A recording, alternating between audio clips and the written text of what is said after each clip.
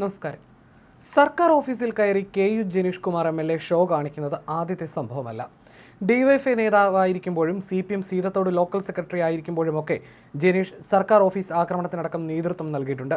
അന്നൊക്കെ പാർട്ടി ഇടപെട്ട് സംരക്ഷിച്ചതിന്റെ ഫലമായി ഇത്തരം പ്രവർത്തികൾ തുടരുകയാണ് ചെയ്തിട്ടുള്ളത്.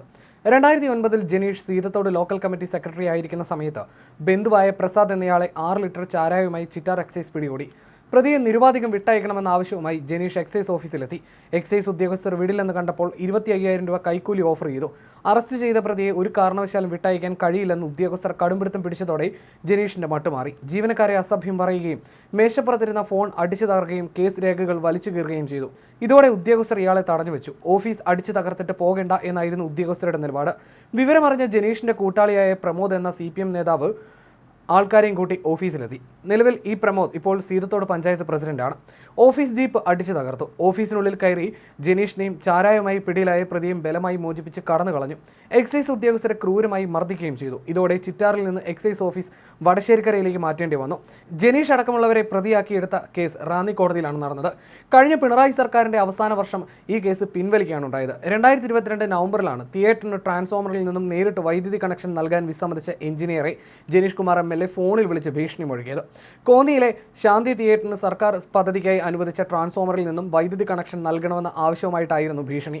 ഉന്നത ഉദ്യോഗസ്ഥരെ ഫോണിൽ വിളിച്ചാണ് ഭീഷണി മുഴക്കിയത്. ഉദ്യോഗസ്ഥർ വഴിവിട്ട് ചെയ്യാൻ കഴിയില്ലെന്ന് അറിയിച്ചപ്പോൾ തന്നെ അങ്ങോട്ട് വരുത്തരുതെന്നായിരുന്നു എം.എൽ.എയുടെ ഭീഷണി. തനി ഗുണ്ടായിസമാണ് എം.എൽ.എയുടെ വാക്കുകളിൽ നിറഞ്ഞു നിന്നിരുന്നത്.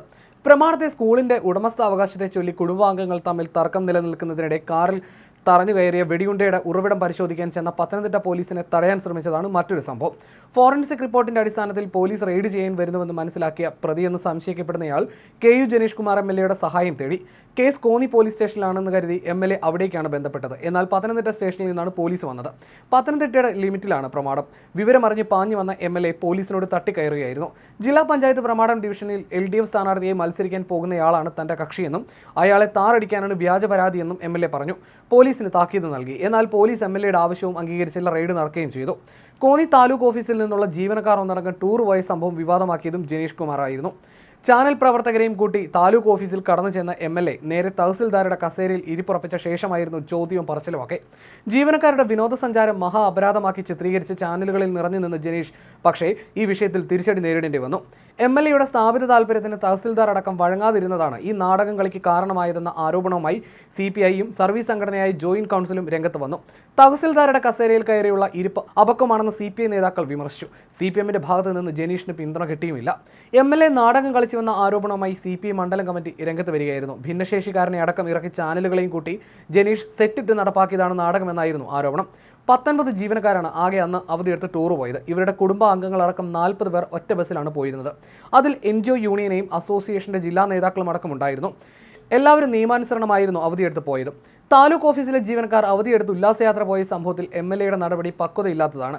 കൃത്യമായി ആസൂത്രണം ചെയ്ത നാടകം പോലെയുള്ള കാര്യങ്ങളാണ് ഇതുമായി ബന്ധപ്പെട്ട് താലൂക്ക് ഓഫീസിൽ നടന്നത്. ഭരണകക്ഷി എം.എൽ.എ ആയ അഡ്വക്കേറ്റ് കെ.യു. ജനീഷ് കുമാർ പ്രതിപക്ഷ എം.എൽ.എ പോലെയാണ് പെരുമാറിയത്.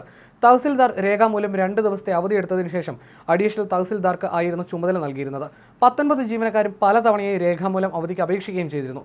ഇതിൽ അസ്വാഭാവികതയുണ്ടെന്ന് കാണുന്നില്ല. വില്ലേജ് ഓഫീസുകളിലും മറ്റും വർഷാവസാന പരിശോധനകൾ നടക്കുന്നതിനാലും പകുതിയിലധികം ആളുകൾ ഫീൽഡ് സ്റ്റാഫായി പ്രവർത്തിച്ചു വന്നതിനാലും ഉദ്യോഗസ്ഥർ ഈ ജോലിയുമായി പോയിരുന്നു.